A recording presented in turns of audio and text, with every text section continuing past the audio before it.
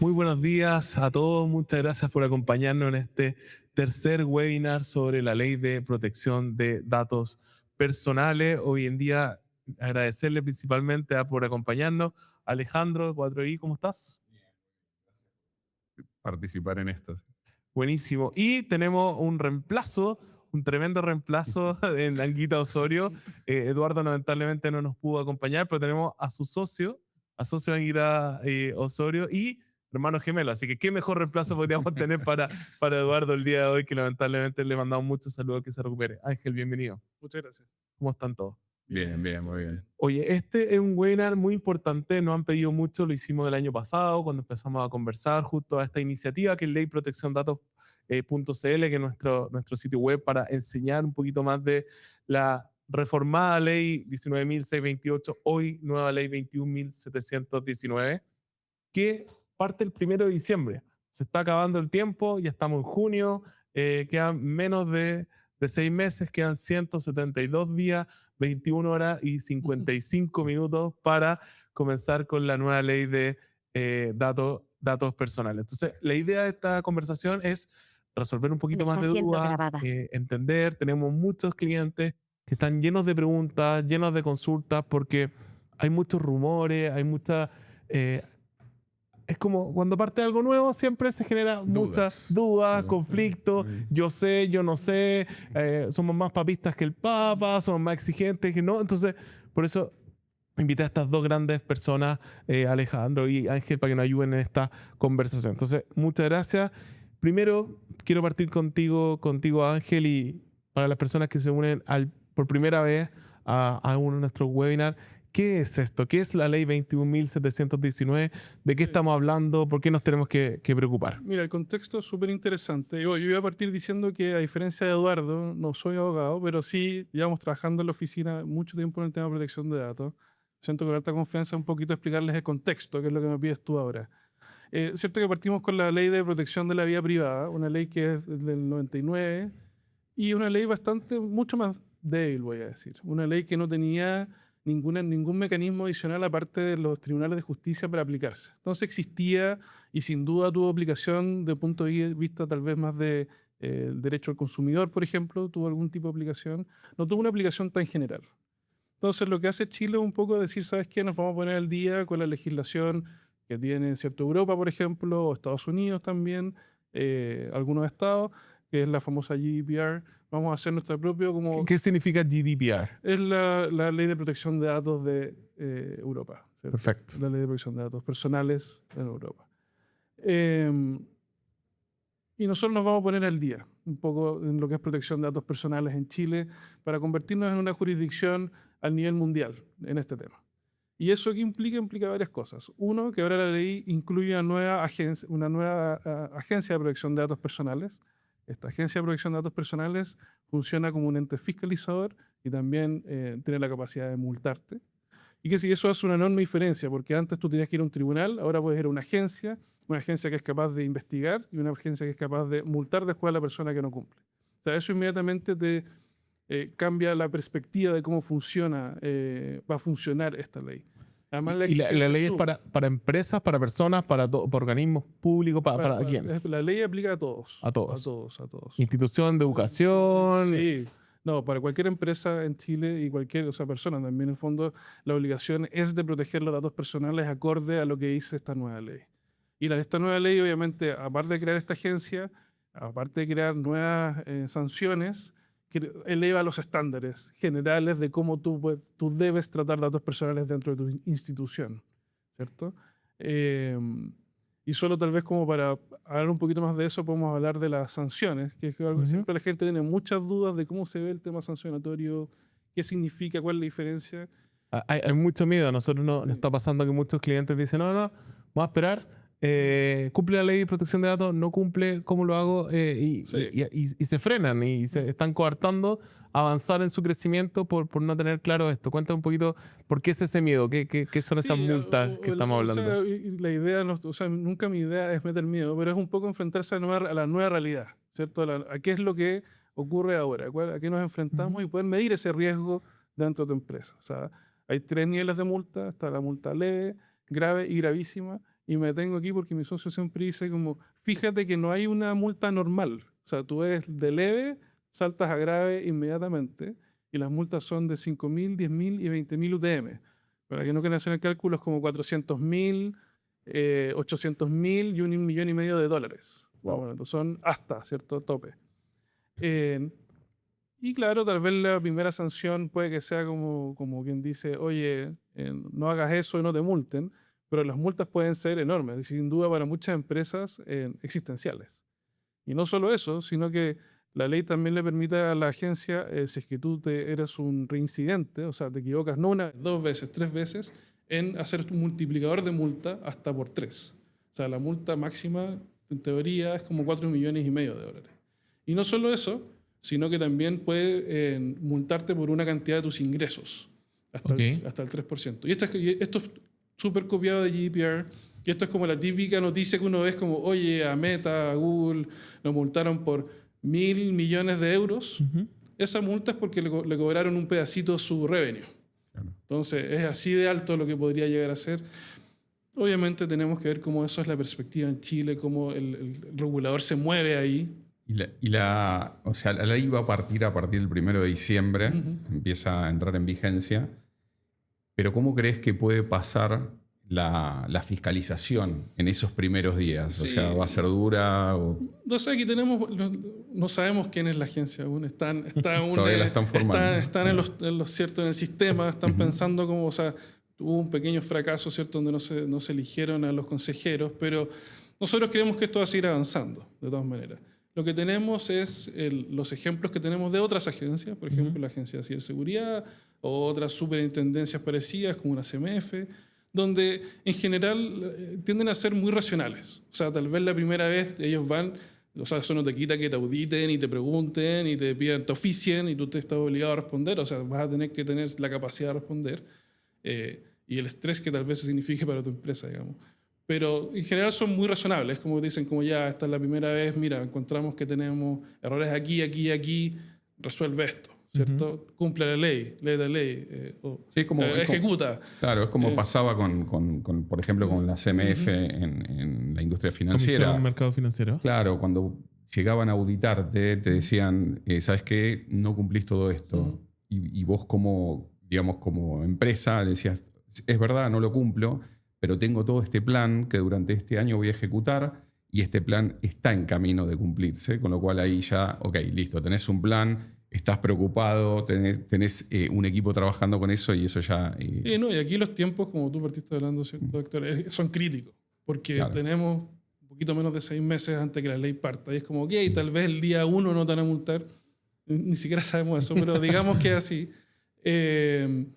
Un proceso de este puede tomar tiempo. Hay que hacer un montón de cosas, no solo para cumplir. Para cumplir. O sea, no solo hay una pata de cumplimiento legal muy fuerte, sin duda, que podemos conversar tal vez más en detalle, pero también hay una pata de una línea de tu capacidad técnica para cumplir. Eso también es muy importante. Sí, hay temas de tecnología, hay temas de procesos, hay temas de personas, legales, etcétera. Son varios. Me está preguntando acá por interno, entonces aprovecho de dar las indicaciones. Al final del webinar vamos a dar un espacio para preguntas. Hay un botón de pregunta y respuesta. Hay un chat activo que vamos a leer al final para las personas que tengan dudas. Y tenemos una presentación de esto también. Entonces después todo el material se lo vamos a compartir de qué es la ley y cuál es el punteo. Pero ahora vamos a ir profundizando un poquito las dudas más genéricas que tenemos y la parte técnica legal. O algunos van a tener dudas de lo técnico, lo legal, otros de los datos, la seguridad de los datos, otros van a tener del uso de los datos para el marketing, etc. Eso lo podemos ir viendo más adelante. Vamos a todas las personas que se inscribieron les va a llegar un correo electrónico, va a poder profundizar, va a llegar la información y también tenemos un gran resumen en leyprotecciondatos.cl con todo esto. Oye, continuando con la conversación, tú hablaste y para ir haciéndote después el pase con la tecnología. Esto ¿Mi empresa está obligada a cumplir la ley aunque no sea una empresa tecnológica? Si yo soy una universidad, si yo soy una empresa financiera, si yo soy un consumo masivo, ¿tengo o solamente el mundo tecnológico se tiene que estar preocupando hoy en día? No. O sea, la ley es muy amplia. No hay ninguna empresa en Chile que no esté cubierta por la ley porque tú tienes datos personales, no importa lo que hagas. O sea, tienes los datos personales del dueño, por último, ¿cierto? O sea, vas a tener datos personales de tus empleados, vas a tener datos personales de tus proveedores. Tal vez tu empresa sea más simple que otra, sin duda. O sea, hay empresas que son mucho más complicadas. Una empresa de retail, por ejemplo, puede que tenga mucho dato personal. Una empresa de marketing, sin duda, va a tener más datos personales cuando hace campañas, por ejemplo. Pero todas las empresas en Chile están cubiertas y están todas obligadas a cumplir lo que dice la ley. Alejandro, ¿cómo lo has visto tú desde el mundo cuéntanos un poquito también de 4i y cuéntanos un poquito de qué cosas están pasando en seguridad de los datos? Porque muchas veces nos quedamos, o en este mundo que representa Zebra, nos quedamos en la importancia de los datos de la captación de interesados, de lead para convertirlo a cliente, pero dentro de la empresa pasan más cosas, hay más datos. Sí, Cuéntanos un poquito de eso. Mira, yo siempre que hablamos de esto con Eduardo, con Ángel, lo que siempre digo es, más allá de lo que te dice la ley, uno como empresa tiene que saber dónde están sus datos, tienen que saber quién los consume, quién tiene acceso, cómo los respalda, cómo le da continuidad, etc. Y habitualmente nos encontramos con empresas que tienen tan distribuido la información que muchas veces es muy difícil entender cómo la consumen, por qué la tienen así. Algunos los tienen en un Excel, otro en una base de datos, otro puesto en un archivo, en una carpeta, incluso en las PCs de las personas, los propios empleados. Y ahí es donde entra un poquito la recomendación, ¿no? Esta cosa de empecemos a centralizar los datos. Si los tenemos centralizados, los podemos proteger mejor, los podemos respaldar mejor, podemos consumirlos mejor que tener descentralizado todo eso en una organización. Y lo que nos estamos topando nosotros en 4i muchas veces es esta cosa de que en las empresas no toman conciencia de eso más allá de la ley, de, pucha, ¿dónde tenés tus datos? No, los tengo acá, y son poquitas las empresas que te dicen mi arquitectura de datos es esta, los datos están acá, los respaldo, los monitoreo, etc. Y la mayoría te dice, no sé. Y cuando no sabes dónde está la fuente de los datos, no sabes cómo protegerla, no sabes cómo respaldarla y no sabes cómo darle continuidad. Y ese pasa a ser un problema grande más allá del cumplimiento de la ley. Y ahí es donde entramos nosotros, ¿no? Esta alianza que tenemos con Anguita Osorio, con Zebra, decimos, bueno, legalmente tu empresa, te hacemos un assessment y te pasa esto. No tenés los datos centralizados, no tenés un DPO, que ahora vamos a explicar qué es un DPO. Tenés una serie de incumplimientos, pero nosotros técnicamente te podemos ayudar a resolverlo. Es decir, te hacemos un assessment, vemos el gap y te hacemos un plan para resolverlo. ¿Sí? Nosotros siempre acompañamos a los clientes y muchos tienen un CRM o un CDP, Customer Relationship Management, o un control de los datos. Pero es súper importante también que no solo tener la herramienta. Es que está pasando en la herramienta. Me pasa mucho con equipos de venta que dicen, no, estamos contratando el CRM ahora contigo porque voy a ir a contratar 10 nuevos ejecutivos comerciales y me traen cartera. ¿Qué pasa con eso? ¿Qué es traer cartera habitualmente en el mundo de la venta? La venta es un temazo respecto a esta ley, sin duda. Porque todos los datos personales que traiga una persona tienen que tener bases de licitud. No me he hablado en detalle de bases de licitud, me voy a tener un segundito en eso. Es porque, ¿qué sucede? Es cuando tenemos un antes y un después de esta ley, ¿cierto? Hablamos de la agencia, de las multas, pero aquí tú dices como, y yo he escuchado mucho también, los clientes dicen, oye, es que me dicen que no puedo hacer nada, los datos tengo que borrarlos todos. Y es como, no es así. Lo que uno tiene que tener es una base de licitud. Y existen varias bases de licitud. La que más conocida es la base del consentimiento. O sea, que alguien te dio su consentimiento para tener ese dato, utilizarlo para un fin específico. Por ejemplo, estoy navegando en internet, me sale un anuncio y hago clic, claro. O entro a una página web y me sale un mensaje de cookies. Correcto. Eso es consentimiento. ¿Ese texto tiene que tener algo específico? ¿Me tengo que preocupar?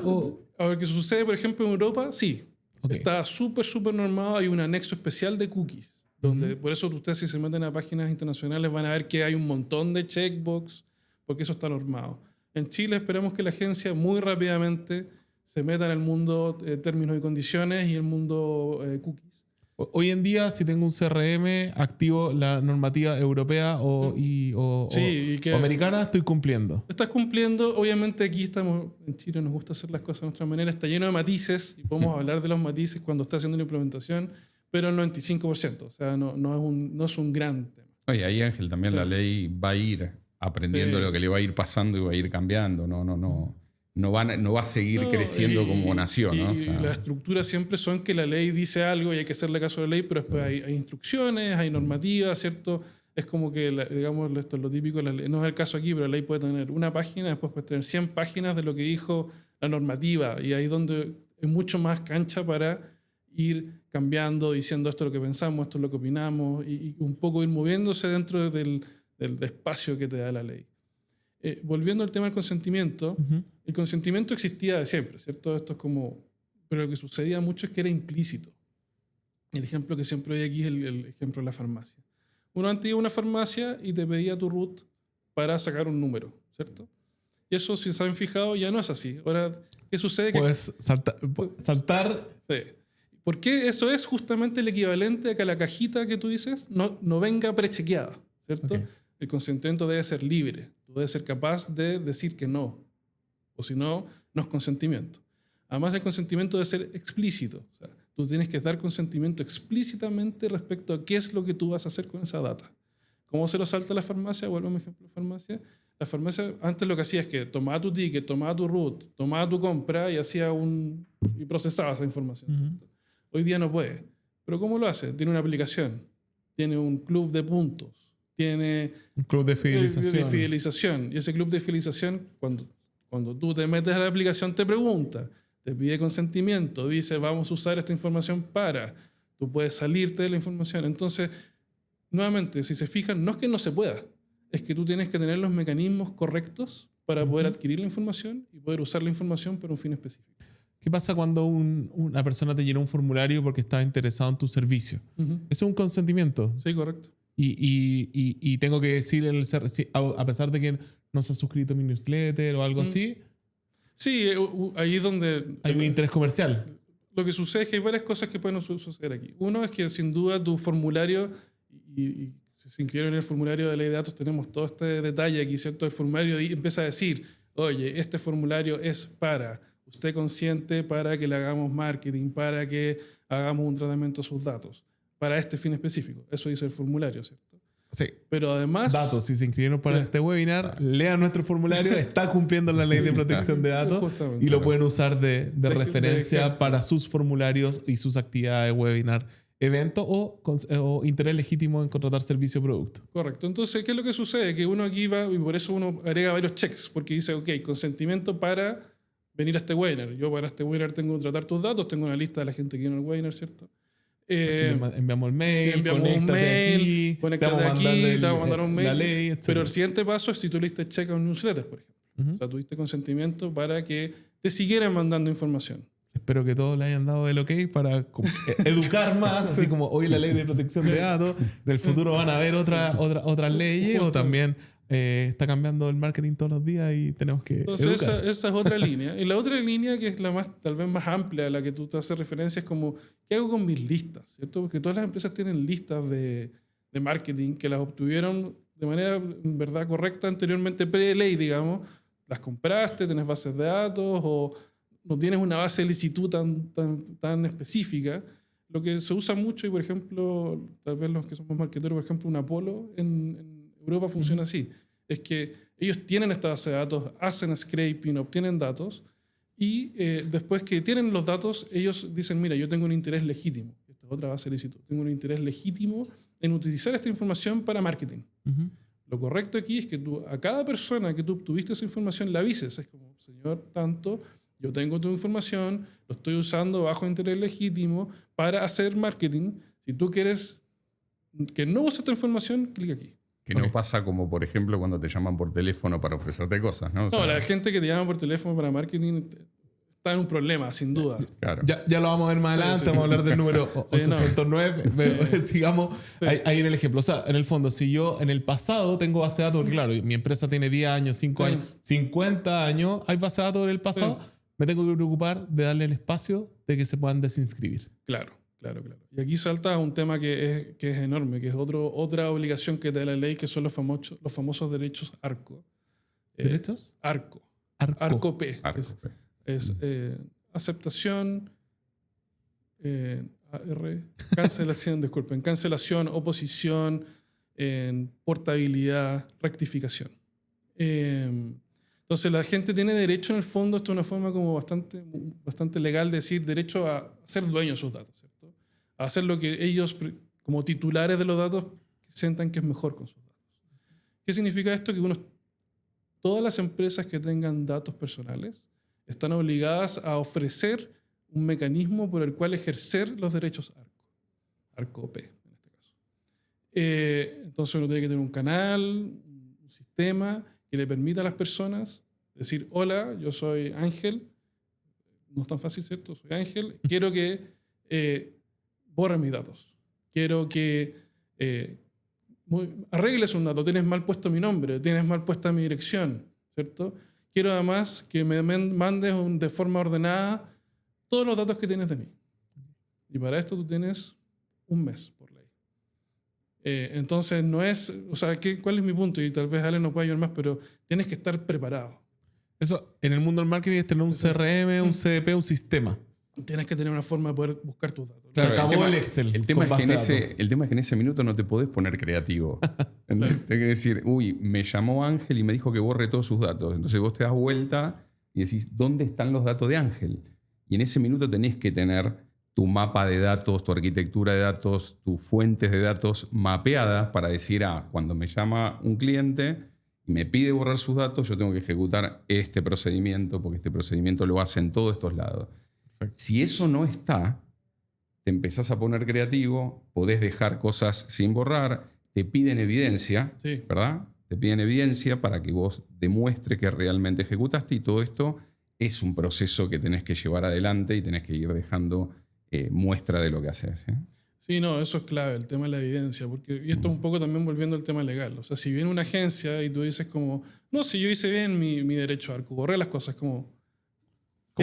Borré el Excel. Claro, borré el Excel. Es como tienes Claro. que poder demostrar que tú en verdad lo borraste. O sea, y eso es un sistema, y tener sistematizado, centralizado, en particular los datos personales, es muy importante. O sea, yo me salgo tal vez del lado legal, porque mi experiencia también, yo he trabajado en otras grandes empresas, trabajé en Bank of America, trabajé en Amazon, y lo que se hacía en esas empresas era justamente eso, era centralizar. O sea, muchas veces cuando a medida las empresas maduran dentro de su capacidad para manejar datos personales, parten, ¿cierto?, del caos total, de tener un montón de planillas, un montón de Excel, un montón de sistemas por todos lados, a ir juntando sus datos personales. Porque el dato personal requiere de tal atención, de la capacidad de poder, ¿cierto?, borrarlo, la capacidad de saber dónde está, y también la capacidad de protegerlo, que creo que no es algo que hemos hablado tan en detalle, tal vez Ale nos puede ayudar un poquito Sí, más, pero... Ahí es donde entramos Sí. en otro problema, Sí. donde las leyes empiezan a solapar, porque en el caso de la industria financiera que te dice la CMF,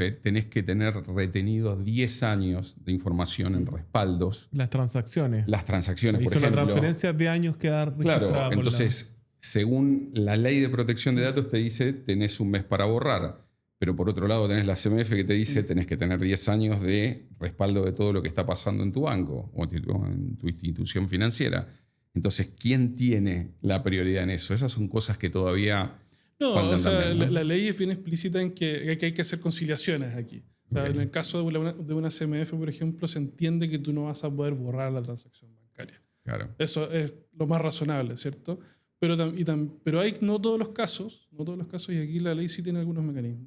Digamos que no es una transacción bancaria, pero tú igual tenés 10 años de información o un año de información, y tu sistema exige algún tipo de cohesión, ¿cierto?, transaccional. Y si tú borras una cosa, resulta que el sistema queda en la embarrada. Claro. También puede ser. ¿no? Entonces, borro una transacción Sí. No y pueden quedar después transacciones no hay truncas conciliación bancaria. sin No funciona la información. conciliación. Resulta Claro. que tu sistema funciona en base a que las transacciones como que generan algún tipo de histórico, borráis una y se ve distinto el histórico. Entonces, lo que dice Ale es muy correcto. O sea, tú tienes que tener la capacidad de entender, a medida que avanzas en tu madurez de manera profunda, cómo tú manejas eso. Un ejemplo clásico de esto es que en esa transacción, en vez de borrar la transacción, porque dejarla embarrada, es anonimizarse. O sea, por ejemplo, tú tienes un root y un nombre, dejas un root anónimo, onda 1-1, digamos, lo que te permite tu sistema, y en el nombre puedes dejar, en mi caso, en vez de Ángel Languita, te queda ángel.a. Okay. Entonces, y eso ahí la transacción persiste. Entonces, son del tipo de cosas que uno tiene que ir, cuando se mete profundamente en sus sistemas, ir viendo cómo va a ser la mejor forma para hacerlo. Ok, entonces, Ángel, si estoy en el mundo del marketing, si tengo un CDP, si tengo un CRM, estaría ordenado todos los datos que me están llegando, puedo tener los consentimientos, me puedo desinscribir, estaría cumpliendo la ley. Sí, correcto. ¿Qué pasa por acá, Alejandro, con los otros datos de la empresa? Siempre nos hemos preocupado de la parte de marketing, es la más glamorosa, la más que nos vamos a preocupar, no quiero que me llamen, etc. ¿Qué pasa con los proveedores? ¿Qué pasa con ese mundo? Bueno, ahí hacia atrás, los Excel internos dentro de la compañía. Ahí lo que nos pasa, nosotros estamos en muchas industrias y empresas de todo tipo, las enterprise, pymes, etc. Y lo que es muy común es que las empresas no saben cómo fluye la información desde adentro hacia afuera y desde afuera hacia adentro. Cómo la gente envía Excel afuera, cómo los proveedores se conectan a nuestros sistemas, para qué se conectan. Y esa cosa de fluir la información entre el adentro y afuera de la organización, generalmente están muy pocas empresas las que la tienen mapeada.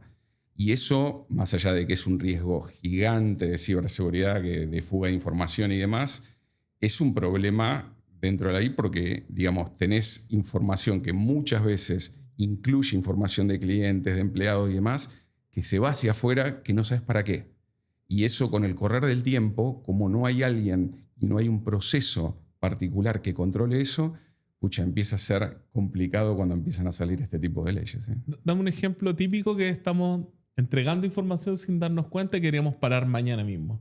¿Qué se te ocurre? Mira, por ejemplo, no sé, cuando uno pasa información a los seguros, por ejemplo, cuando uno pasa información a proveedores que administran, por ejemplo, no sé, los RP, que son SaaS en la nube, digo, todas estas cosas que generalmente uno contrata, confía, pero no sabe exactamente qué es lo que está, dónde está, cómo lo respaldan, para qué lo usan, quién los consume del otro lado, etc.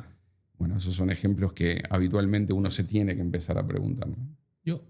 Me ha pasado mucho con los eventos. Uno hace un evento y efectivamente lo registra, pero después hay una lista. Ahí lo primero es tener una etiquetera o una solución para que te conecte con el CRM, con el CDP. O sea, lo primero es tener, ojalá, procesos, ¿cierto? Okay. Mecanismos, sistemas que te permitan ejecutar finalmente el proceso donde tú puedes responderle a la ley. ¿Y qué pasa cuando el centro de eventos, el edificio, me pide la lista de los asistentes? Cosas así. ¿Qué empieza a pasar en esos detalles más día a día? Esto es una cadena. Esto es una cadena y la ley lo considera, porque considera 3 elementos. Está el titular, el encargado y el tratante, ¿cierto? Y en este caso, en fondo, hay una persona que es... Tú eres el que produce el evento, te dan el dato, un titular se te da tu dato, tú eres el encargado y tienes otra empresa que trata los datos, un tercero. Entonces esa es la cadena, ¿cierto? Entonces tú obtienes el dato de manera legítima, consentimiento, por ejemplo. Entonces tú después cuando haces, ojalá un contrato con este tercero, tú le dices, mira, yo te voy a pasar datos personales. Entonces tú estás obligado a protegerlos, como exige la ley, y además a usarlos a la misma base de licitud que tengo yo. Okay. O sea, tú tienes que hacer esa cadena porque esa cadena te protege en el fondo. Además, tú podrías exigir garantías respecto a eso, ¿cierto? El día de mañana. El centro de evento no puede ir a ofrecerle otras actividades porque la persona vino a mi evento y no al de ellos. Correcto. El hotel no puede hacerle una promoción de fin de semana porque me dio el dato a mí como organizador del evento. Y Ángel, ahí siempre me preguntan el tema de cuando la información sale de la compañía, va a un SaaS, vamos a suponer una aplicación que uno compra, y esa base de datos está fuera inclusive de Chile, no solamente fuera de la compañía, sino fuera de Chile. ¿Cómo aplica la ley? Justo te voy a profundizar. No ha pasado con un cliente que me dice, oye, necesito que el servidor esté en Chile, pero Claro. todos están con Google Cloud, Amazon Web Service, Azure, etc. Es un temazo, sin duda, porque obviamente muchos de los servicios de cómputo están fuera de Chile. La ley considera la transferencia internacional de datos. Okay. Es algo permitido. Tú dirías, o sea, todos los proveedores cloud tienen anexos de transferencias de datos internacionales. Y aquí, ¿cuál es lo importante? Que no todas las jurisdicciones son creadas igual. Eso es muy importante. Estados Unidos se considera buena, la mayoría de los países de Europa se consideran buenos, pero hay otros países que no se consideran buenos, ¿cierto? Entonces, eso es algo que usualmente las agencias determinan. Las agencias publican listados de, usualmente tipo semáforo, como rojo, amarillo, verde, digamos, de países que cumplen o no con lo que se espera, el regulador espera respecto a la protección de datos personales, pero no es que no se pueda. O sea, si un cliente me dice, no puedo contratar un CRM, un CDP porque están montados en Amazon Web Service, es falso. O sea, respecto a la ley de datos es falso. Okay. O sea, puede ser que se tenga su propia política interna. Su propia política interna, o dice, no, es que mi vara es mucho más alta. Bueno, es una decisión más bien de empresa, pero a nivel de ley no hay nada que lo prevenga. Tienes que tomar buenas decisiones respecto a qué jurisdicciones va a dejar tus datos, y obviamente volvemos la vuelta a la seguridad de los datos. O sea, que el hecho que estén en Estados Unidos no significa que estén seguros. Entonces eso uno tiene que estar siempre, nuevamente vuelvo como a la técnica misma, de estar preocupado de que la seguridad de sus datos, los procesos sean correctos. Perfecto. O sea, al final no va a ser por el servidor si hay una fuga de datos, el Excel que se están pasando internamente dentro de la empresa. Esto es un caso clásico, y creo que alguien nos puede ayudar. No es como que van a hackear a AWS o a Google, van a hackearte a ti porque no tuviste Exacto. la configuración correcta. Te van a hacer un phishing y van a mandar mal los datos. Exacto. De hecho, el phishing hoy sigue siendo la herramienta de hacking más efectiva de todas, porque el usuario sigue haciendo clic donde no debe, poniendo datos donde no debe. Hay muchas campañas de eso, muchísimas, pero los índices, las estadísticas no bajan. El usuario sigue entregando información. Eso es real. Claro, páginas que son iguales a la... Tú dices como, oye, esta es mi página del banco y no es la página del banco. O incluso cuando hablamos de datos personales, la vara baja. No es como que quieren tu dato del banco. Es como, oye, llena este formulario y tú juras que es un formulario real y es un formulario de phishing simplemente para recolectar tus datos. No ha pasado. O sea, los últimos días nos han llegado un montón de mail a mí, a varias personas de mi equipo, ofreciendo trabajo, pero que llenes tus datos para actualizar los datos y después revisamos el remitente y era solo phishing para tener tus datos. Claro, para tener tus datos, y estos pueden ser ataques más sofisticados, como que tienen tus datos, entonces pueden hacerse pasar por ti en otro lado. Ingeniería social. Sí. Empiezan a hacer ingeniería social. Otro ejemplo clásico es el del pendrive que está botado en el estacionamiento, Sí. que dice a veces el pendrive Y tiene lo rayado con enchufan. un Sharpie muy importante, o información del Igual directorio. y lo enchufan. Claro, y es como, oye, y le gana, ¿cierto? La curiosidad y lo enchufan. Y ahí tiene un problema. Entonces, Sí. hay varias cosas que hablamos de como básicas de ciberseguridad que sin duda van de la mano con protección de datos. Hablaste de un concepto recién, social. Ingeniería social, Ingeniería que es cuando social, tomas un montón de datos. Explícale un poquito Claro, a los asistentes qué significa ingeniería social. La ingeniería social básicamente es empezar a captar datos, por ejemplo, de Héctor. Empezamos a captar datos de todos lados, se hace un barrido de información. No me quedo solo con Google. Y claro, y empezás a hacer, es un screening que se hace de una persona, se captan un montón de datos y se utilizan para suplantar identidad, para sacar, no sé, un crédito en lugar de tuyo, etcétera, etcétera. Es reemplazarte a vos en otro lado, ¿sí? Oye, Ángel, Alejandro, otra pregunta que se me repite frecuentemente por los clientes que tenemos en el mundo de la educación, por ejemplo. En el mundo de la educación, muchos clientes dicen, oye, tengo los datos de mis estudiantes, de mis postulantes, etcétera, pero viene otra entidad del Estado que me está pidiendo estos datos por las becas, por los créditos, por o los mismos colegios. Oye, me están pidiendo las notas de mi... Cuéntanos un poquito qué pasa en esos casos con la ley de protección de datos. Sí, la ley de protección de datos tiene lo que un poco parecido a lo que hablábamos de la CMF. Hay una base de licitud que es la base de licitud normativa o legal, que es, si tú tienes por ley o por normativa, ¿cierto? En el caso tal vez de un Ministerio de Educación, de entregar algunos datos, esa es tu base de licitud para entregarlos, ¿cierto? Y para tenerlos. Los tienes que tener para entregarlos. Lo importante aquí es que, y eso es lo que se hace cuando uno un poco empieza a trabajar en una empresa de esto, hablamos de un levantamiento, ¿cierto? El levantamiento es como la primera etapa, un poco una etapa de descubrimiento, uno sabe, ok, los datos están aquí, por ejemplo, los datos de los alumnos están acá, en este Excel, en esta base de datos, ¿cierto? Como que empezamos a hacer un poco ese análisis y luego inmediatamente tú dices, ¿cuál es la base de licitud para este dato? Y tú dices, no, mira, es que este Excel es el que nosotros le mandamos al ministerio. Ok, tienes una base de licitud que es la de enviar esta información al ministerio. Significa que no la puedes usar para marketing, ¿cierto? No la puedes estar vendiendo. Entonces, eso es como lo que te empieza inmediatamente a limitar la ley de protección de datos. Lo puedes tener, lo puedes hacer, pero para la necesidad específica para cuáles fueron recolectados. Excel nos está odiando en estos momentos. Es una herramienta que es poco práctica para lo que exige la ley finalmente. O sea, en el fondo, si estoy cumpliendo la ley o no, me debería preocupar de cuánto estoy usando No, es que Excel con datos que están traspasando. el problema del Excel es cuando empieza a ser tremendamente importante en los procesos de negocios críticos de tu compañía.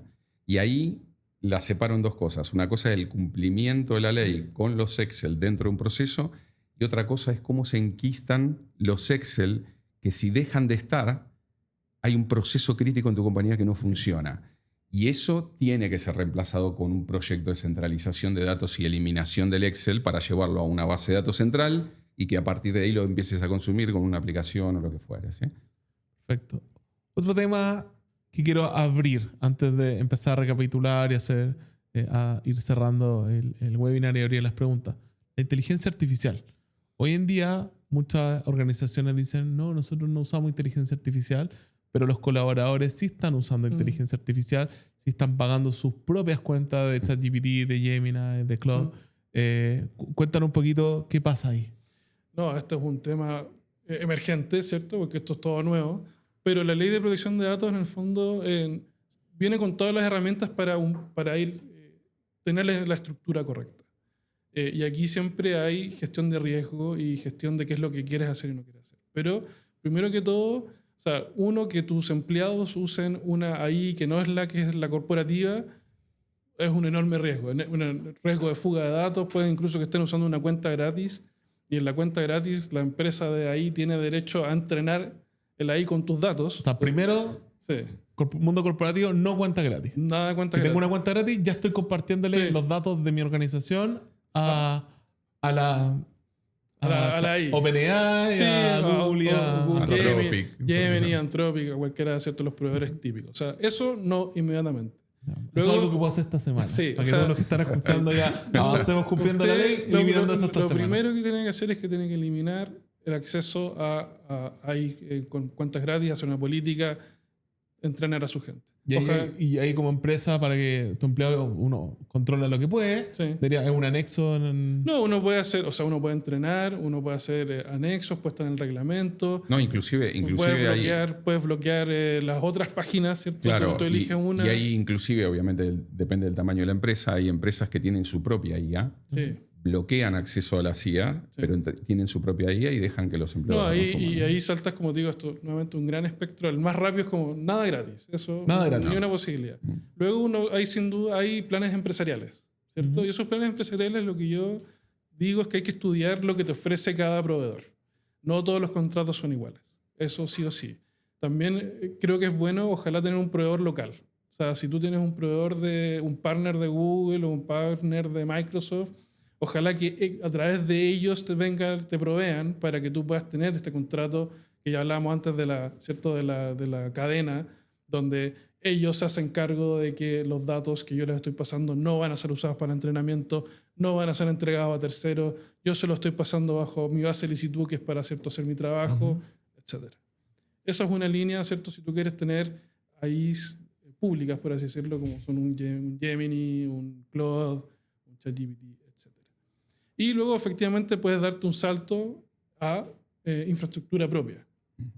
Y eso es lo que nosotros, en el mundo legal, es lo que estamos viendo mucho. Que infraestructura propia está siendo muy popular porque te permite tener hegemonía total de tus datos. O sea, tus datos nunca se fueron a una nube, o sea, a tu nube tal vez, pero bajo tus condiciones que tú conoces. O tal vez tienes nuevamente otro paso más allá, tienes hardware propio, etc. Pero eso ya es otro mundo, digamos. Es un tema. ¿Y cuál es? ok, podríamos hablar largamente como del detalle de cada cosa. ¿Qué es lo cuál es mi mensaje desde el punto de vista más legal y de cumplimiento? Esta decisión 99% de las veces está ocurriendo en el departamento de Haití. Y va al departamento de Haití y va el amigo del departamento de Haití. Oye, es que a mí me gusta, es que yo necesito Claude para trabajar. Claro. Sí que Claude. Y viene el de marketing y dice, no, es que sabes que Gemini funciona mucho mejor, es más creativo. Y es como, ok. Entonces, ¿qué es lo que yo propongo? Es que esta es una decisión que tiene que tomarse a nivel ejecutivo. Y tiene que tomarse con conocimiento de causa y con gobernanza. Y ahí es donde entra el rol del DPO también. Sin duda, no hemos hablado nada del DPO. Del DPO, que es un temazo para... Pero a ver si tenemos tiempo. Pero solo para cerrar esta idea es que, claro, ojalá tú tomes esta decisión de la AI o del uso de AI en tu empresa de manera muy consciente y a nivel de gerencia. No a nivel de lo que ocurrió, digamos, porque ahí es donde empiezas a tener falencias en cómo controlaste la fuga o la entrada de datos de tu empresa. Perfecto. Oye, antes de avanzar, vamos súper bien en la hora. Quiero recapitular un poquito. Entonces, documentos mínimos que debería tener una empresa para estar en compliance. Uno, política de protección de datos personales. Eso es, en resumen, es armar mi política. Tienes que tener una política y la política puede, y esto es como clásico cumplimiento regulatorio. Uno tiene una política, tiene procesos, tiene controles, los cuales uno después, todo este mecanismo, ¿cierto? Todo este proceso de la empresa, tú lo puedes demostrar ante la agencia. Como, oye, yo me preocupo. O sea, lo hago por cumplir la ley para mis usuarios, futuros clientes, etcétera. Correcto. Pero también, si es que viene a investigarme el cumplimiento de la ley la agencia para evitarme la multa, tengo que tener, y eso lo tengo que tener pública en mi sitio web. No necesariamente, no habla de publicar nada, pero porque hay un detalle como súper específico de la ley, porque la ley dice como, mira, si tú quieres cumplir, de verdad, lo que tienes que hacer es un manual de prevención de infracciones, que se llama, que es un poco una idea prestada del manual de prevención del delito. Y en manual de prevención de infracciones tú dices todo lo que es tu política, cómo vas a actuar contra un incidente, quién es tu DPO, porque esas son las dos herramientas que te da la ley. Dice, mira, tú haz tu política, haz tu manual de prevención de infracciones, ten tu DPO y luego, al final de eso, certifícate contra la agencia. La agencia probablemente va a ofrecer un montón de proveedores que van a ser certificadoras y tú, si estás certificado, tienes una protección legal. Porque tú puedes decir, mira, agencia, yo sé que me pasó esto, este incidente, lo que sea, pero yo estaba preparado, yo estaba haciendo la pega. Me hackearon, me hicieron algo, pero yo sí... Es un accidente, una... Sí. Nadie está obligado a lo imposible, digamos. Digamos que hay un tipo de ataque día cero, ¿cierto? Nunca cubrís el riesgo 100%. Hay en continuidad de negocio hay algo que se llama apetito de riesgo. Como no tenés todos los recursos económicos y demás para poder cubrir todo el riesgo, que nunca se cubre aunque los tenga, eso queda sentado donde vos aceptás eso por tus limitaciones, ¿no? O sea, entonces, uno, política de protección de datos personales. Dos, la política de seguridad de la información. Sí, claro. Muy importante. Porque la ley te obliga a tener seguridad de la información sobre los datos personales. Perfecto. 3, avisos de privacidad, cláusulas de consentimiento. Correcto. Cada vez que haga un formulario, cada vez que haga un evento, cada vez que haga alguna actividad que tengo que pedir consentimiento y tengo que tener la trazabilidad de ese consentimiento. Correcto. Y ahí entra el CRM, entra el CDP, entra el sistema, no más Excel. No más Excel. Listo. Cuarto, registro de actividades de tratamiento. ¿A qué se refiere eso? Sí, aquí entramos un poquito más como en el mundo de qué es lo que uno hace. Y esto lo hablamos, tal vez no le he dicho el nombre en un momento, registro de actividad de tratamiento, porque uno hace el levantamiento y cuando yo digo como, mira, una vez que tengo los procesos y los estoy mirando, sé dónde hay datos personales, eso la ley los llama actividades de tratamiento. O sea, cada vez que yo recibo un dato personal, estoy ejecutando una actividad de tratamiento de datos personales. Entonces, lo que uno tiene es un registro de actividad de tratamiento de datos personales o RAT. Perfecto. Y eso es parte de tu batería documental, ¿cierto?, de cumplimiento de la ley. Quinto, procedimiento para ejercicio de derechos titulares, ARCO y otros que correspondan, portabilidad de la entrada en vigencia de la reforma. Correcto. Hablamos de los derechos ARCO. En el fondo, este es tu procedimiento. Y nuevamente aquí uno puede ser simple, uno puede tener un correo, un formulario, puede tener un portal, pero tienes que ser capaz de poder responder. Aquí lo clave es el procedimiento, no inventar. Sí, claro, el proceso tiene que existir. Sí, tiene que existir porque si no, no tienes la capacidad de dar respuesta. Claro. Perfecto. Y séptimo, contratos anexos con terceros que traten datos por ti. Si yo contrato un proveedor, yo le tengo que proponer, oye, Sí, no, y aquí lo que nosotros hablamos mucho con nuestros clientes es que ojalá no hay por qué esperar. O sea, si tú eres un proveedor y tú eres un tratante de datos personales, ¿por qué no tomar la bandera? Además, tú mismo ver cuál es la manera que más se acomoda o más encaja con lo que tú crees que es tu negocio para proponerle a tus clientes. Decir, mira, viene la ley, yo estoy preocupado de la ley, yo creo que para poder cubrir nuestro contrato lo que deberíamos hacer es un anexo que se ve así. De manera. Perfecto. Te faltó uno. ¿Cuál me faltó? El DPO. El DPO. Que ahí se puede explayar un poquito más. Lo que me pasa con DPO es que podríamos tener ¿Qué significa DPO? Data Protection Officer. Data Perfecto. Protection Officer, ¿cierto? Podríamos hablar una hora más del DPO. El DPO, ¿cierto? Es la persona que está llamada a proteger los datos personales de cada persona en la empresa. Ujú. Parecido a lo que se habló antes, por ejemplo, una ley de delitos económicos, que hago harta referencia porque la tomaron como varias ideas prestadas. Es ojalá una persona que tenga independencia, o sea, que no dependa del directorio o de la más alta gerencia, porque su misión a veces va a chocar contra las otras áreas de la empresa, ¿cierto? Ujú. Y está llamado a todo lo que hablamos recién, o sea, a medir los riesgos relacionados con la protección de datos, a recoger tal vez las solicitudes ARCO, a hacer lo que se llama IEPD, evaluación de impacto de datos personales, también es otro elemento de la ley, porque ¿qué pasa si yo hago un proyecto dentro de la empresa? ¿Cierto? Porque tú dices como ya, hago mi levantamiento, tengo todo anotado, las empresas siempre cambian, van moviéndose. Entonces tú cada vez que haces un proyecto deberías estar pensando, ¿ese es tu proyecto, un proyecto que usa datos personales? Y la ley tiene un elemento que se llama IEPD, que es un documento que tú deberías tener para decir si trato datos personales. No los trato. Son datos personales sensibles, no son sensibles. Un IEPD puede decir, este proyecto no tiene datos personales. En fin, como que es súper simple, o puede ser mucho más profundo. Tú haces un análisis de las bases de licitud, de todo lo que hemos hablado ahora. Perfecto. Y tiene que salir con la aprobación del DPO. O sea, Tiene que haber una aprobación. Todo esto se convierte en gobernanza. Oye, ahora nos estamos todos preparando para cumplir la ley. Entra en vigencia el 1 de diciembre. Después, ¿cuánto debo revisar este cumplimiento? No, nosotros somos de la idea que los cumplimientos son partes activas de la empresa. O sea, esta idea de que yo llamo a alguien, tengo mis papeles y los pongo en un no cajón, es one time. los meto en un cajón, está totalmente muerta y está lleno de jurisprudencia que dice que eso no corre.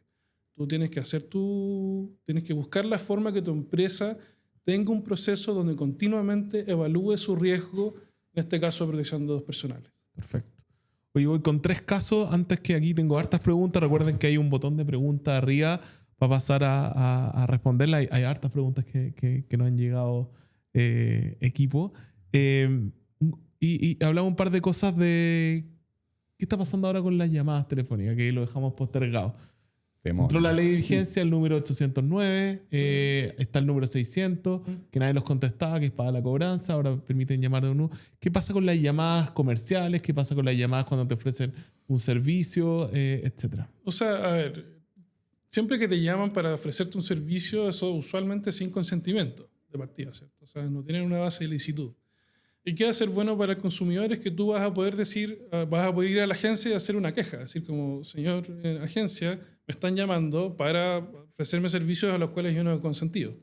Entonces, todas esas personas que hacen llamadas desde el punto de vista comercial o no de cobranza, porque eso tiene otra línea más comercial, van a estar fuera de la ley.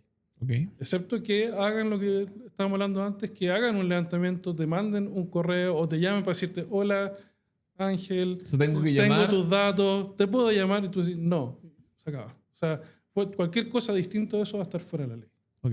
Pero si tengo el consentimiento, porque anteriormente me llenó un formulario y tengo la trazabilidad de eso, sí podría hacerlo. Correcto. Listo. Pero, ¿Y la cobranza? No, la cobranza tiene porque aquí entramos la cobranza tiene, ¿cierto? Tiene la base de licitud basada en otra normativa, ¿cierto? Donde se ha dado espacio a la cobranza de sí poder hacerse, ¿cierto? Porque hay un tema de riesgo más bien bancario, pero en el fondo uno separa cobranza de lo que es comercial, por así decirlo. Perfecto. Otro caso práctico. Vendedor estrella presenta su renuncia y decide bajar su base cliente. Hoy no puede. No. O sea, nunca ha podido, pero ahora... Yo creo que nunca ha podido, esa es la verdad, pero no, efectivamente bajo protección de datos no puede. O No puede llevarse su base de datos porque esa base de datos es de la empresa. La empresa tiene la base de licitud para tratar esos datos. O sea, la empresa no es que no, o sea, aunque quisiera, no debería dejar que la gente se lleve los datos. Pero generalmente los vendedores te dicen, no, son míos los Sí, clientes. no, Lo ellos- cuentan en su entrevista laboral. Claro. En el fondo es como que ellos pueden tener las relaciones personales y eso nunca va a dejar de serlo. de ¿sí? ser, ¿cierto? Ellos pueden tener en su celular personalmente los contactos, pero la lista, el Excel, bueno, lo que tú tengas en tu CRM, esa lista no puede salir de la empresa. Perfecto. Así de simple. Oye, ¿y qué pasa si me doy cuenta de eso en ese momento? ¿Qué tengo que hacer yo como empresa? No, ahí entramos en un tema que no hemos hablado tanto, que es de los incidentes. ¿Ya? O sea, si tú tienes un incidente de cierta protección de datos, tú estás obligado a, uno, reportar a la agencia de manera rápida. No hay me da la sensación que en esta ley no hay un tiempo específico, pero tienes que hacerlo en tiempo. Ya tienes que avisarle a la agencia de protección de datos que hubo una fuga. Además, debes avisarle a todas las personas que fueron afectadas por la fuga que hubo una fuga. O sea, no es solo eso. Y además, aquí me expando un poco, si tu empresa está bajo la ley de ciberseguridad, ¿cierto? Como Sí, que esté marcado. No solo OIV, sino también en servicio esencial. Tienes que decirle a la ANSI que tuviste un incidente y tal vez, por eso uno va poco, y tal vez tendrías que querellarte para que no seas tú parte del delito económico, que sería el delito informático de atacar una empresa. O sea, uno tiene que tener un plan de acción súper claro y súper concreto respecto a las distintas áreas. Además, yo digo mucho, ojalá haya un interlocutor. No vaya a ser que una persona le dijo algo a la fiscalía, otra persona le dijo algo a la agencia de datos. Ojalá que tú tengas un tipo de control centralizado de eso. Perfecto. Oye, voy a hacer un pequeño resumen antes de pasar las preguntas, que tenemos muchas y me dijeron que van a extendernos tanto el tiempo. Entonces, paso 1, entender qué datos tiene la empresa. ¿Ya? ¿Qué datos existen? ¿Dónde están? ¿Quién accede? ¿Para qué se utiliza? Sacarlo de Excel. ¿Sí? Paso 2, ordenar marketing y venta, formularios transparentes, consentimiento explícito, registros de fecha de origen, el doble opt-in, centros de preferencia y auditoría de las bases históricas. ¿Sí? ¿Todo bien? Y paso 3, proteger la información. MFA, gestión de acceso, restricción de exportaciones, cifrado, respaldo, monitoreo. La trazabilidad es súper importante en eso. Perfecto. Oye, vamos a abrir entonces las preguntas. Tenemos varias. Voy a partir la primera pregunta que tenemos acá. Hugo Moreno Ayala nos pregunta: si hago varios eventos para capturar nuevos contactos en donde mostramos productos, servicios y hacemos captura de datos para negocios futuros. En este caso, ¿necesito 3 RAT, uno para cada evento, o se puede uno genérico? ¿O en las campañas de marketing? ¿O en las encuestas? Se puede uno genérico. Nosotros hacemos los tratamientos de datos desde el punto de vista de procesos. O sea, ¿qué es lo que diría yo? Tú deberías tener un IPD respecto a eventos, donde tú dijiste ya, cada vez que hago un evento de estas características, voy a recolectar estos datos para este fin, y cuando tú ofreces la recolección de datos a la gente que va a sumarse a su evento, es lo que hablábamos antes. Tú dices como, ¿quieres información de este evento? ¿Quieres información de mis eventos futuros? Hay que ser súper preciso y dejar libremente que la gente elija a qué cosa se va a sumar o no. Perfecto. Ahí nosotros también sacamos una herramienta justamente con esta necesidad de los clientes que tienen el CRM, pero en el evento no hace el check-in de que vino, no vino, etcétera, lo está haciendo en papel o en un Excel. Claro. Entonces sacamos una herramienta a los clientes que tienen HubSpot ahí para que conversen con su ejecutivo de cebra y los podamos ayudar con eso para que lo cumplan. Bien. ¿Vale?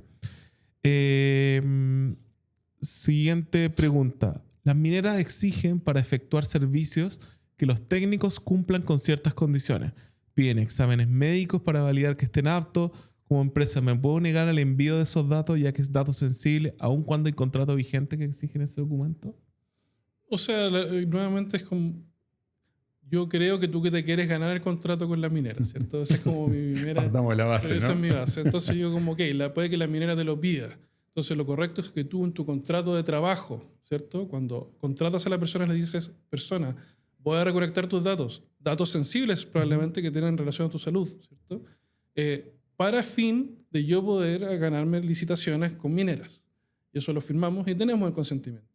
Ahora, cuando tú le envías la información a la minera, tú tienes que decirle, minera, yo te estoy enviando esta información Para este proceso. para de este proceso licitación. específico, y eso tú tienes que poder compensarlo. O sea, y eso yo creo que en el tiempo también la minera va a estar viendo su protección de datos, te va a dar el como sí, que va a haber una forma de poder hacer ese intercambio donde es como sí, yo recibo esta información solo para esto, la vamos a usar para este fin, no la vamos a compartir, la vamos a destruir, etc. Perfecto. O sea, en el caso nuestro, para muchas licitaciones nos piden que mandemos los currículum de las personas que van en esa, Sí. en esa propuesta. Yo tendría que pedirle que me firme ese anexo que... Correcto. Claro. Perfecto. Oye, una que quedó de los eventos anteriores que me acordé, ¿qué pasa cuando en un evento hacen un sorteo? De las personas, oye, regalamos un iPad si es que entregan sus datos, regalamos, o la rifa me hablaste antes Sí. en la preparación. ¿Qué pasa ahí?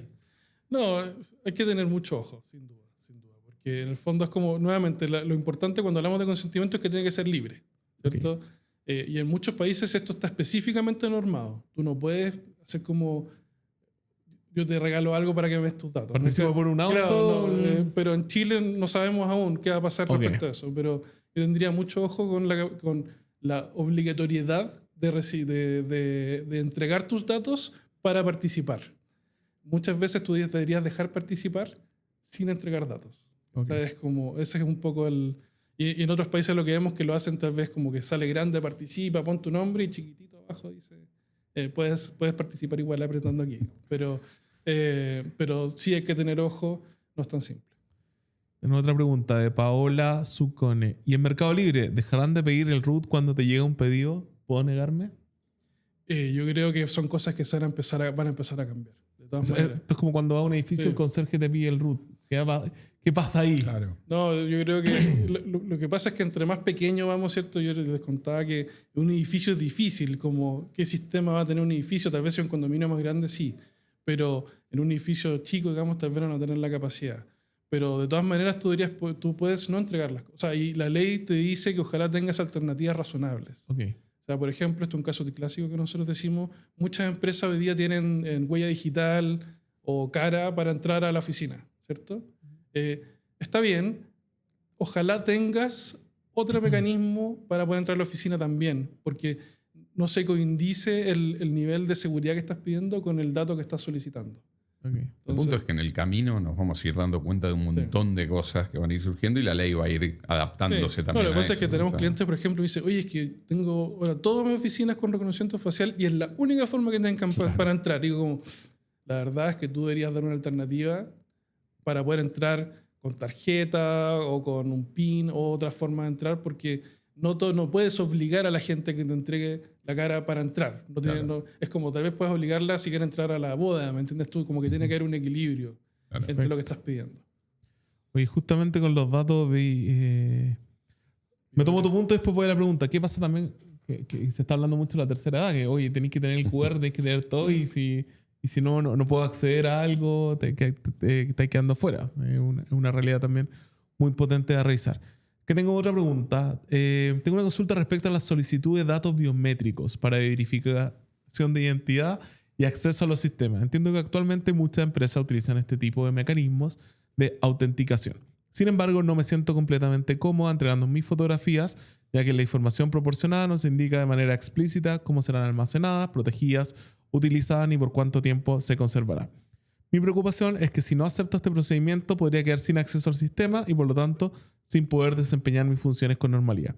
¿Sería posible contar con mayor información sobre el tratamiento de estos datos biométricos o conocer si existe un mecanismo alternativo de autenticación? Muchas gracias, Tere. Sí, no, y un caso de Mercado Libre, por ejemplo, que es un ejemplo que creo que mencionaron. ¿Cuál es el punto? El punto es que ellos, creo que todas las empresas van a ir moviéndose hacia allá. Eso es lo que va a empezar a pasar. Van a empezar a buscar mecanismos alternativos que nótese, tal vez no van a ser tan cómodos como el que uno pone el celular y la cara, digamos, pero sin duda vamos a ver mucho más opción alternativa a la biometría, por ejemplo.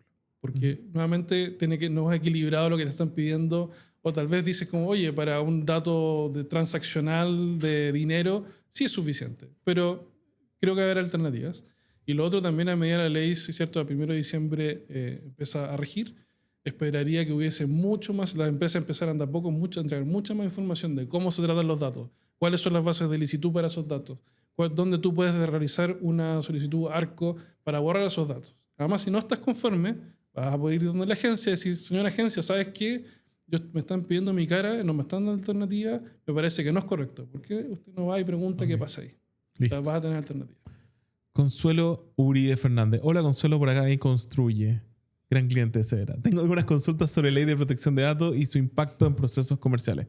Formularios comerciales. Si una persona completa un formulario para solicitar una cotización demo, pero no acepta recibir comunicaciones comerciales adicionales, ¿podemos usar esos datos posteriormente para reactivar la oportunidad si no se concretó la venta?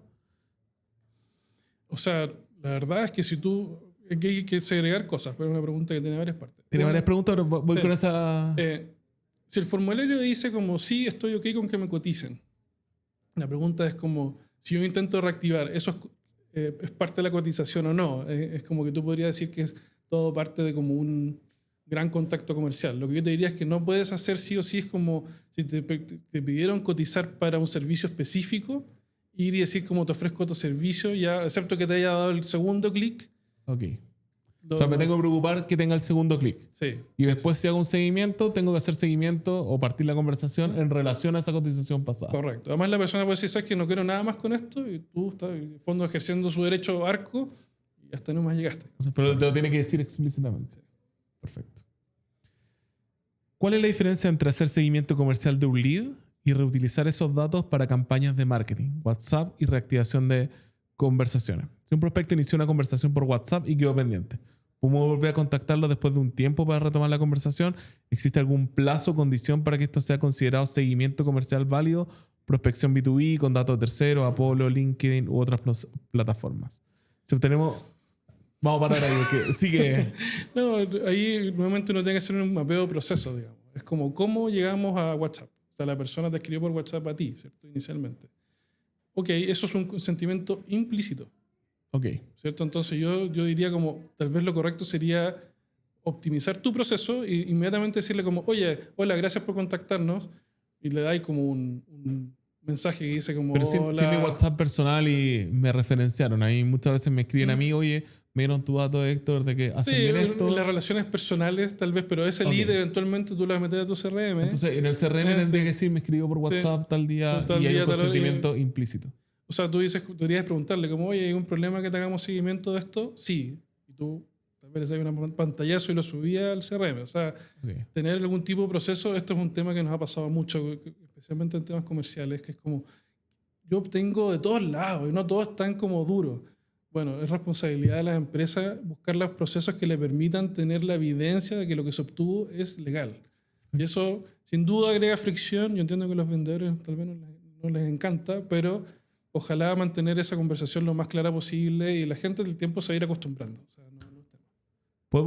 si tenemos datos profesionales, nombre, cargo, empresa, correo corporativo, que aparte esto está público en LinkedIn, por ejemplo, ¿podemos contactar a esos prospectos con fines comerciales? ¿Qué requisitos deberíamos cumplir para hacerlo correctamente? Sí, puedes contactarlos para fines comerciales bajo la base de licitud, ¿cierto?, de interés legítimo. Pero nuevamente tú tienes que decir, hola, esto es un interés, o sea, tengo tu dato por un interés legítimo de hacer marketing de esto que yo creo que te va a interesar, pero tienes que darle la oportunidad de... O sea, en el correo tiene que ir la opción de salirse. La opción de salirse. Porque ¿puedo hacer una prospección en frío por correo, uno a uno, obteniendo los datos de estos lugares, pero tengo que ir con la opción de salirse? Claro, además y aquí depende. Si lo obtuviste de Apollo, probablemente, por ejemplo, o una base de datos de lead más bien grande, esa base de datos de lead hace esta pega. Okay. O sea, ellos le avisan a las personas que las tienen y les piden que si les dicen, oye, tú puedes ir al ARCO aquí, este es mi canal. Y tú también, como cuando envías el correo, debes decir como, mira, yo también... O en LinkedIn puedo poner que no sea público mi información, a no ser que yo tenga el contacto. Ahora que la información sea pública y es scriptable no significa que la puedas usar. Tienes que poder tener una base de licitud para poder usarla. Perfecto. Sigue con la misma pregunta de Consuelo. Bases históricas de leads. Si tenemos contactos, lo hablamos. Si tenemos contactos obtenidos de formularios, eventos o procesos comerciales anteriores, ¿podemos hacer campañas de reactivación sobre esa base? ¿Debemos pedir nuevamente consentimiento? O sea, sí. Una empresa muchos años, la tengo anteriormente. Queremos entender cómo mantener procesos comerciales efectivos sin incumplir la normativa. Sí, la respuesta es que sí, debes tener consentimiento nuevamente. O sea, y ojalá, o sea, pues nuevamente vuelvo a esta base del instituto del interés legítimo, que se usa mucho en prospección, donde pero tú todas estas bases antiguas las tienes que reactivar y tienes que decir, como señor, yo tengo esta base vive aquí, usted puede, y la tengo bajo el interés legítimo de hacerle cierta campaña publicitaria, pero usted se puede salir acá y acá y acá. Perfecto. Diego Ferruccio nos pregunta, ¿qué pasa con las llamadas para actualización y confirmación de datos? ¿En qué contexto? Me imagino, hola, a veces te llaman por teléfono para confirmar si eres Héctor Lascar de Severa, por ejemplo. Me han llamado. O sea, nuevamente yo creo que entra en consentimiento. Pues si o sea, para confirmar significa que primero le pasaste sus datos. Okay. Tú pasaste los datos, diste tu consentimiento para que te llamen. Como cuando te llega un mail de confirmación cuando te registraste un evento y tienes que confirmar con un código. Efectivamente. Lo importante aquí es que en el caso del consentimiento sea libre, ¿cierto? Y sea específico. Perfecto. Y... ya hablé de esta. Considerando que muchas inmobiliarias trabajan con bancos e instituciones reguladas por la CMF. Una pregunta de Emilia Cordero. ¿Qué medidas deberíamos implementar para garantizar tratamiento seguro y adecuado a los datos personales de sus clientes? ¿Cambia algo en el mundo inmobiliario? ¿Tienen que pasarle el dato al ejecutivo para que le apruebe el pie o el crédito para hacer la reserva? Aquí volvemos a las bases del instituto, que son un poco el corazón de este tipo de preguntas, como ¿por qué tú tienes el dato de alguien y estás hablando con un banco, por ejemplo? Pues usualmente yo pensaría que es una medida contractual o precontractual. O sea, tú tienes derecho a usar los nombres de una persona para hacer un contrato. Eso es una base de licitud válida. Nuevamente, si tú le vas a mandar esa información para hacer un análisis de riesgo, por ejemplo, crediticio, tienes que haber pedido permiso para hacer eso. Y eso yo creo que lo tendrías que haber hecho, no tiene tanto que ver con datos personales, pero simplemente es como, mira, hola, ok, esto es lo que vamos a hacer. Vamos a pedir un crédito por ti o vamos a ir a hacer un análisis de riesgo a un banco. Tú estás ok con eso, me das con tu consentimiento de eso. Además, solo para entender, no todas las bases de instituto son iguales. Algunas son más débiles y otras son más fuertes. Por ejemplo, el interés legítimo es la más débil. Luego viene el interés, o sea, el legítimo y es el check, ¿cierto? Que uno da tal vez de consentimiento. Eso es un poquito más fuerte. Pero como el gold standard de este tema es contrato. O sea, ojalá tú tengas un contrato con la persona porque ahí nadie te lo puede pelear. Es como, oye, nosotros firmamos un contrato donde me autorizaste a hacer esto. Eso es como lo más fuerte que lo mismo cuando alguien va a cotizar un auto y pasa por la financiera, porque el negocio hoy en día es el financiamiento del auto, no la venta del auto. Pero por eso, ahí tú tienes que ver que ellos probablemente te van a hacer un papel donde tú firmáis contractual, precontractual, permiso de que ellos hagan este análisis financiero tuyo. Perfecto. Y estamos ya casi en la última pregunta. Rocío Espinosa nos cuenta. Ahí llegaron más, ¿viste? Lo dije y pum. Rocío Espinosa. Utilizo Apollo para conectar con potenciales interesados en nuestra solución. Buscamos perfiles determinados de ciertos sectores, pero si quiero cargar base de datos de Apollo, debo seleccionar la casilla donde declaro que esos datos los obtuve con el consentimiento de estos contactos y yo he tenido contacto con ellos hace menos de 12 meses. Dejamos de prospectar en frío de esta forma, teniendo en cuenta el marco regulatorio de la ley que entrará en vigencia. No es tan así, lo hemos hablado, porque tú tienes interés legítimo de hacer prospección en frío. Si en todos lados, o sea, es como que tú me dijeras que en Europa no hacen prospección en frío. No, sí hacen prospección en frío. Okay. Simplemente que son muy ordenados en su proceso de cómo ellos después le permiten a la persona. Si la persona dice, ¿sabes que no quiero hablar contigo? No hablan más con ellos. No siguen y siguen y siguen. Porque en el fondo ya te quitaron el consentimiento de hacer. O sea, dicen, no es interés legítimo, no te doy mi consentimiento, uno llega hasta ahí. Perfecto. Ahí conectado con HubSpot también, según la pregunta de Rocío, importante también tener plantillas, tener template. Entonces, efectivamente, si yo le doy a mi vendedor que llegue y arme su correo como él quiera enviar correo, no va a funcionar. Pero si yo tengo plantillas de primer correo de prospección, segundo correo de prospección, me preocupo de que esos correos sí estén cumpliendo con Claro, estén cumpliendo con la normativa y que tú en fondo tengas la capacidad. O sea, y aquí donde uno dice, como nuevamente, tiene que ser libre. Tu correo puede estar escrito de tal manera donde tú dices como, mira, tú al responderme este correo me das consentimiento de siguientes cosas. Puede salirte opt-out. Tomás Vito, si valido los antecedentes con fuentes públicas de mis proveedores, personas naturales, ¿debo informarles igualmente? ¿Lo haría mediante un software que genera perfiles con la información de fuentes públicas? Sí, no, tienes que informarles de todas maneras. O sea, aquí un principio es la transparencia. Todos los datos personales que tú recolectas, la gente debería saber que tú los tienes. Ok. O sea, no hay... Y luego, ¿qué va a hacer si tú tienes? Etcétera. Perfecto. ¿Algo más que agregar, Alejandro? Ángel, antes de hacer un repaso final. Creo que... Invitar a todos los que estén interesados en, digamos, tener esta misma charla o alguna presentación de la Ley de Protección de Datos Personales en las propias empresas, que después cuando enviemos el correo en agradecimiento por haber participado en esto, nos contacten y podemos ir a dar esta charla ahí. ¿Sí? Perfecto. Yo solamente para hacer un cierre quiero hacer un checklist de preparación. Legal, inventario de datos, política actualizada, contratos revisados, procedimiento ARCO. Sí. ¿Sí? Marketing y venta, consentimientos trazables, formulario adecuado, el doble opt-in, centros de preferencia, auditoría de las bases históricas. Tecnología, el multifactor de autentificación MFA, gestión de acceso, restricción de exportaciones, cifrado, monitoreo y plan de respuesta ante estos incidentes. ¿Sí? ¿Estamos bien? ¿Estamos claros? Sí. Buenísimo. Oye, quiero dejar acá en el chat para todos nuestra página web. Nuestra página web, que es una idea conjunta entre Anguita Osorio, 4i y Zebra, que es leyprotecciondatos.cl. Hay varias preguntas que se están respondiendo en este sitio web. Si les gustó el evento, si les gustó la actividad, le invitamos a participar en la futura. Y nuevamente vamos a enviar una información adicional dentro del el correo por haber participado, y van a estar ahí en la forma de contactar directamente si requieren desde Zebra servicios para usar de manera correcta sus datos en marketing, para limpiar su CRM, para actualizar su CRM o para instalar uno o un CDP, según el caso. Desde Anguita Osorio, si es que quieren hacer el checklist y compliance legal, generar la documentación necesaria. Y desde 4i por el mundo de la seguridad de los datos y la tecnología. ¿Un comentario final? No, muchas gracias nomás por la... Sí, Gracias a ustedes por Gracias. sumarte a esta iniciativa, y gracias a las personas que participaron en el webinar de hoy. Estamos muy agradecidos de esta participación y ojalá nos veamos en las próximas actividades que organizamos en Zebra, en este caso junto a nuestros partners Anguita Osorio y 4i. Muchas gracias y que tengan una excelente mañana y días.